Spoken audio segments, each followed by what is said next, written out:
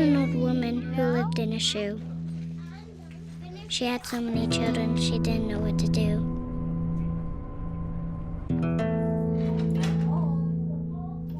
She gave them some broth without any bread and kissed them all soundly. Lights out. Good night. And put them to bed. Hunger is a story we can end. End it at feedingamerica.org. Let me tell you about the toughest guy on earth. He does the work of 2 jobs, but only gets paid for one. He's tough enough to feed the man that gave him a lifetime of nourishment. He has the crazy strength to lift the man that raised him up without even flinching. That's right. No Employee of the Month bonus check here.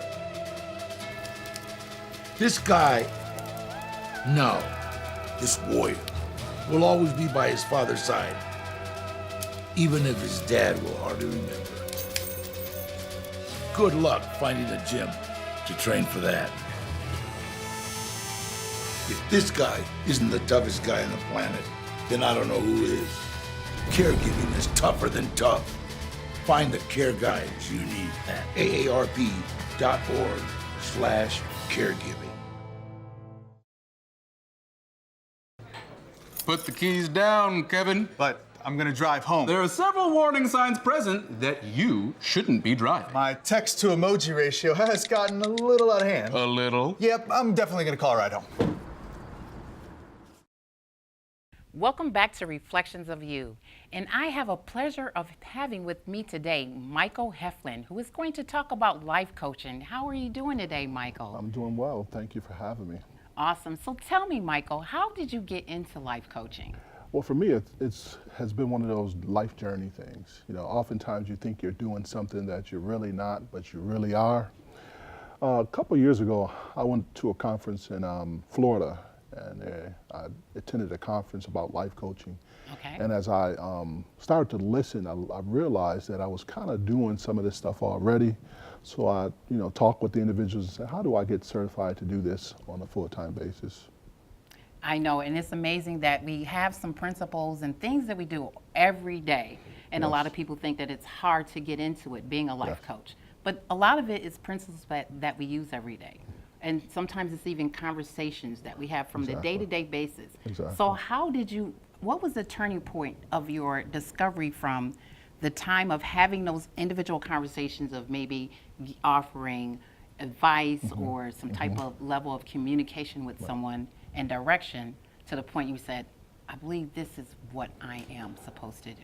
Well, when you start looking at your faith base and who you are, for me, I was always talking to individuals and, leaving them with this thought of that you made a difference in my life, you've made an impact in my life. How can I talk to you more? What do you do this often? I was like, not really. My time. I mean, basically what I did in my career, I've spent 25 years in a campus environment, so I had an opportunity to talk with a lot of students. Oh, I'm quite sure. A lot of staff, a lot of faculty, and to just, to continuously hear the same thing and then go to a conference and say, and it's like, wait a minute, this is actually a profession that you can get into.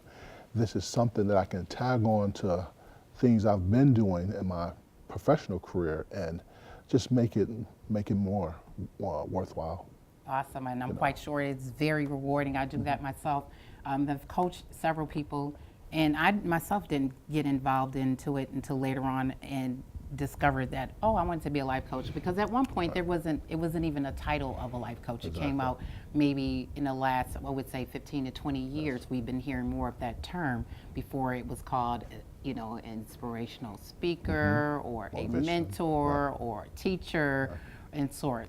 So with life coaching, there's a whole different method, and a lot of people do not understand the methods that a life coach would use. Right. So what's the difference of that method versus a teacher?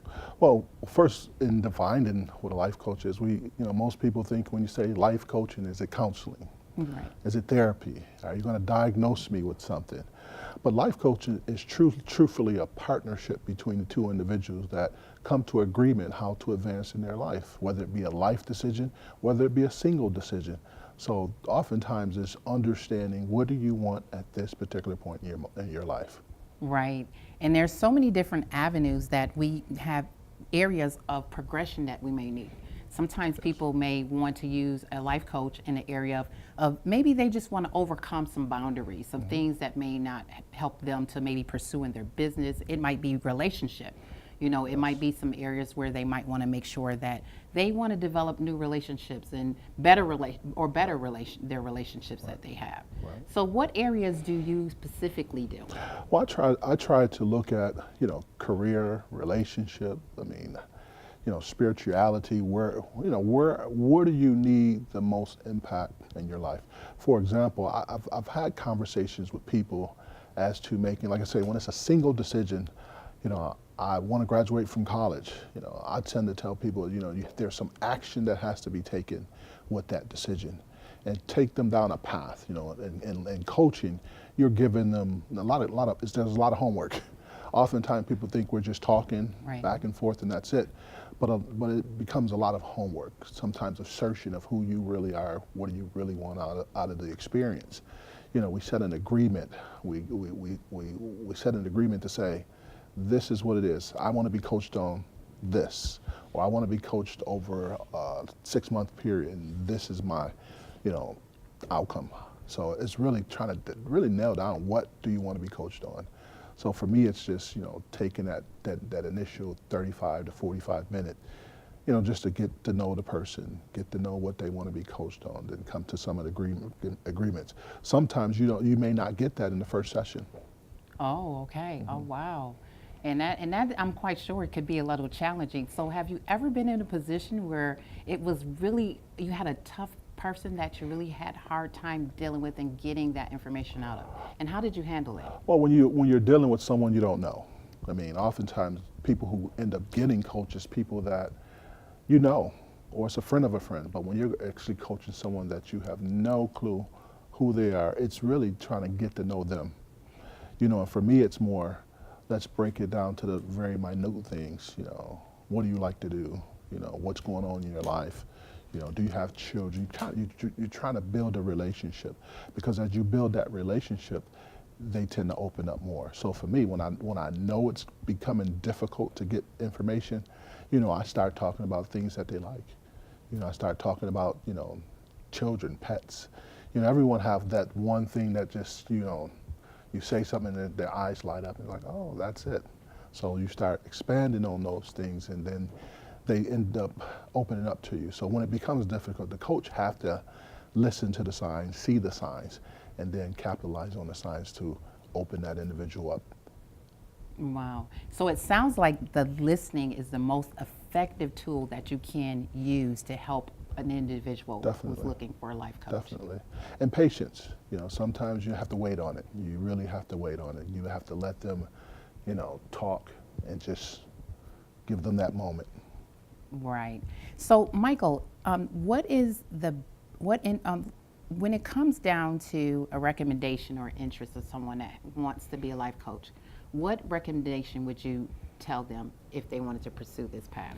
Well, for me, I would tell them, if you really want to be a life coach, start thinking about, what type of coach you want to be. You might want to say, okay, I have 25 years working in higher ed, so I want to do academic coaching. I want to do dissertation coaching. I'm actually in the process of getting to coach myself, because I'm trying to complete a PhD. The coach may help me get through that process. So know what type of coach you want. It might be on one single thing. It might be on a life-changing event. But if you can look into yourself and say, these are the things that really resonate with me, you'll be more passionate about doing it. And I love what you said, because there's different types of coaching. There's the life coach that coaches you, I guess, through the challenges of your life. You have performance coaches, you have sales coaches. Yes. There's so many different aspects of coaching. Exactly. And like you stated earlier, that teaching and coaching is two different things. Definitely. Yeah. Definitely. Now, when it comes to mentoring and coaching, what's the difference between the two? Well, with mentoring, it's all volunteer. Okay. You're gonna mentor someone. You're gonna set appointments. That person has a opportunity to come or not. But when you're coaching, you're setting an agreement. These individuals are paying for your time, and your time is very precious, so they're going to be more invested in the use of your time. Wow, and that is so amazing that you said that. It's an investment of time. Yes. You know, that's the greatest difference that there is. But the investment versus listening. You know, I guess that if I had to define those two terms, right, coaching versus mentoring, it would be listening versus investment. Right. And even though I still feel as though a coach still puts in that time and that effort, if even a lot more, because you have to really get to dig deep within that person. Yes, and you also have to look at, you know, once that session is over and breaking down that session so you know the next session what that individual is going to need from you. How are you going to steer this person to continue on the path? Awesome. So that was Michael Heflin, who is a life coach, and it was just amazing for him to explain what a life coach is, what they do, the difference of mentorship, and also a teacher. So thank you for tuning in to Reflections of You, and we'll be back at this moment.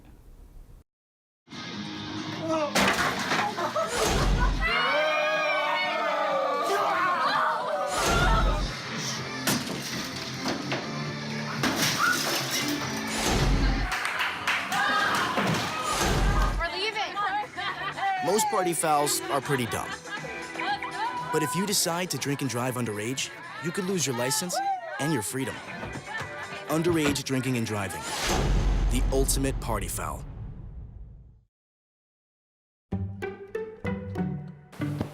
Testing. Why did the girl ask the mushroom to dance? Because he was a fun guy.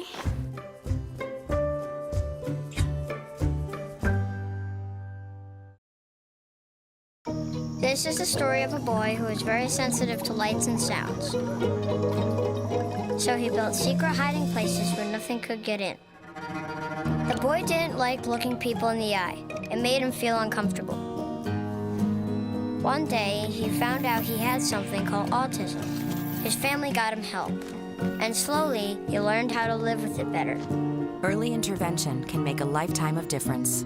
Learn the signs at autismspeaks.org. And we are back, and we have our guest here today, Bill Knoke. How are you today, Bill? I'm excellent. I'm glad to be here. Thanks for the invitation. Well, thank you so much for being on the show today.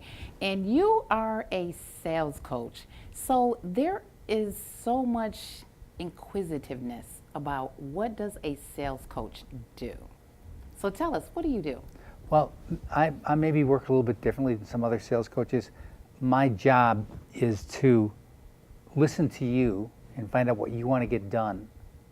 And then in most situations, I find out that when we start to listen to a salesperson actually working, we get to see that salespeople aren't listening. And then that's the reason we get the results we get so rapidly, is because you can't correct what you don't know what's going on. Right. And as a sales coach, my job is to help you start to see or start to hear what may not be happening in your sales calls and demonstrate that to you. Then you can start to do things differently.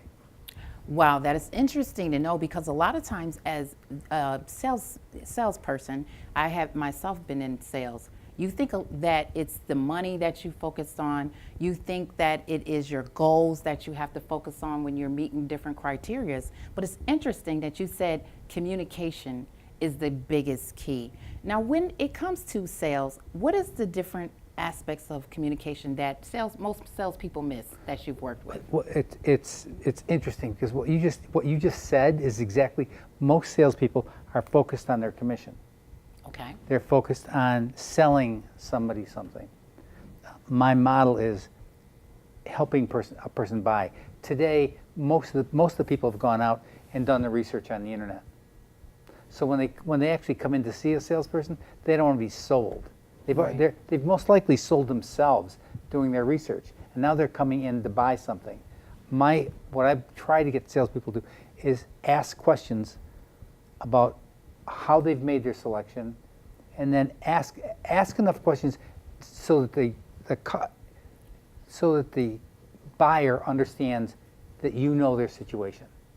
Okay, awesome. You have to know their situation. If you've listened to them and you know their situation and they know that you know, Now their ears are engaged when you want to speak back to them. They have a reason to listen to you because you've listened so long to them. Wow, that's amazing that you said that.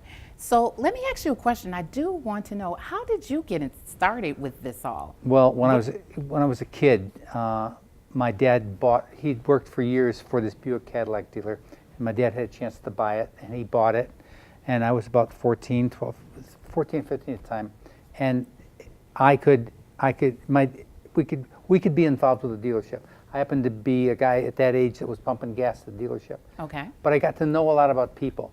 And as time went on and I started to see selling, I didn't like the way a lot of selling was done because it wasn't taking care of the person. It was about taking advantage of the person. That always irritated me. And so as I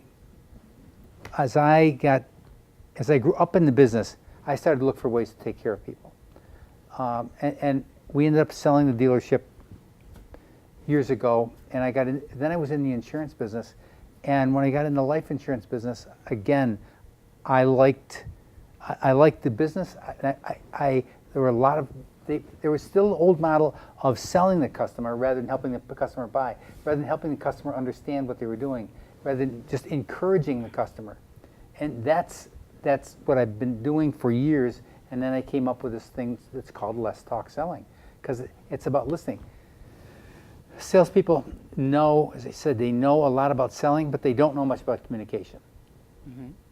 So the more questions we ask, the more we get to actually know the customer gets to know us. And then if you've built some trust, and you don't take advantage of the customer, you're there to take care of the customer, the natural conclusion to a conversation, a high percentage of the time is, yeah, let's get it done. How do we get started? You don't have to close. When people are ready to buy, you don't have to close. So those are some of the things that separate me from a lot of other people who hold themselves out to be sales coaches. You don't need to be a killer to be a good salesperson. Oh, awesome. And that's good that you said that, because it is true that a lot of times when salespeople see a customer, they do think that it's what they have to do to convince them to get the sale versus listening to the customer. And that's where I do know that they make a lot of mistakes from getting that sale, because sometimes you walk into the store, and I know we've all been in that kind of situation at one point where a salesperson just runs you off because he's consistently harboring you. So how do you tell people to get away from that type of strategy, like haggling the customer consistently? Well, when you talk about that retail, I don't do much retail training, but when that customer comes in, when you see the customer come in and you say to the customer, probably just looking, nobody says that. The customer comes in and then says, the customer is the one who says that to the salesman, I'm just looking. Mm-hmm. So if you address that, if you say probably just looking, then the customer, actually you're putting the customer at ease. Mm-hmm. And then the next words might be out of your mouth, might be, are you looking for anything in particular? When you've said just looking, and then everybody is at ease. Then they can, because you haven't put pressure on them, they can tell you what they're looking for. And now we can have a conversation.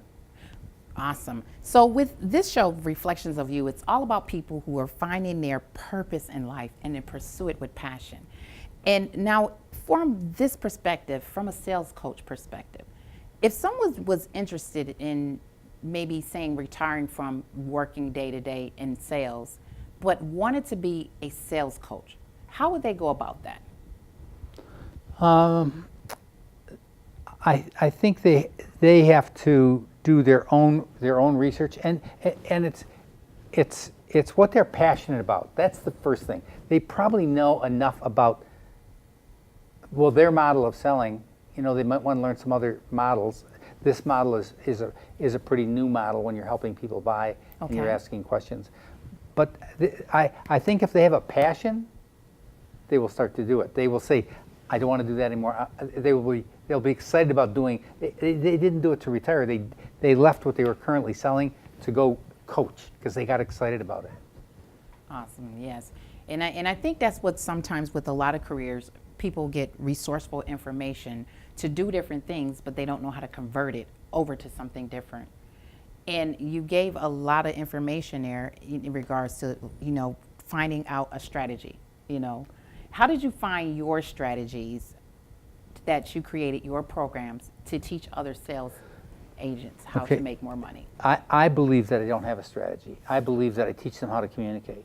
Wow. And rather than using 1, 2, 3, 4, 5, this is what you do, then you do this and you do this. It's more like having a palette full of colors, and you teach people how to actually not paint by the numbers. You teach them how to paint, and that's really the key, in my opinion. You're not teaching people to go to do something to get the customer to buy. If my intent is to take care of you and help you buy the right thing, it just starts to flow. I get to ask you questions, you get to answer, and all of a sudden we're in tune. It becomes a buyer-seller dance. It's not about negotiating, it's about collaborating. It's about caring about the customer. And collaboration is a very, very different tool than negotiation. Negotiating is like an arm wrestling contest. and most of us never liked it, but we did it, we put up with it. I'm saying to salespeople today, learn how to do it differently. Learn how to take care of your customer the way they want to be taken care of. Awesome, and that is so wonderful that you said that. And I have to say that I learned so much from just listening to you today, talking about the different effective ways of how to communicate, because communication is the most valuable, important thing that we can ever have in a relationship between two people, whether it's from a sales standpoint or whether it's from a personal point. We can always learn from communication. So I'm so glad that you had a chance to come on our show and talk about your sales techniques and how you draw people more into tune to be able to understand how to effectively communicate. It was just such a pleasure of learning from you, learning your journey today, and being on the show. So thank you so much for being on our show. It was a pleasure. Thank you very much. Hope to do it again. Most party fouls are pretty dumb. Okay. What part? But if you decide to drink and drive underage, you could lose your license and your freedom. Underage drinking and driving. The ultimate party foul. All right. Are we both supposed to end the camera? You think getting dumped by text is harsh? Try getting dumped by a tennis ball.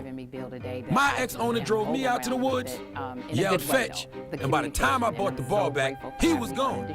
Yeah, I was pissed. But the folks at the shelter helped me let go of my anger. I learned coping skills, like taking it to the hole. Boom! Now I'm ready to fetch again.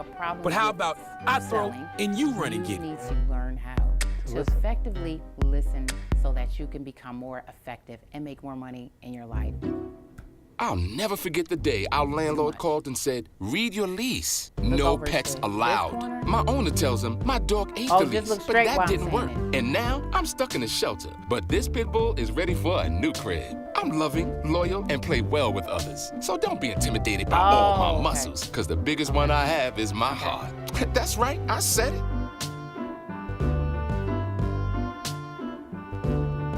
Bill, thank you so much again for coming on the show and giving us those great tools about communication. What to expect when you're expecting. It was a pleasure of having teenager. Today we're talking about how to wake up your teen, and this works literally every time. Of you, and we'll be back in just one moment.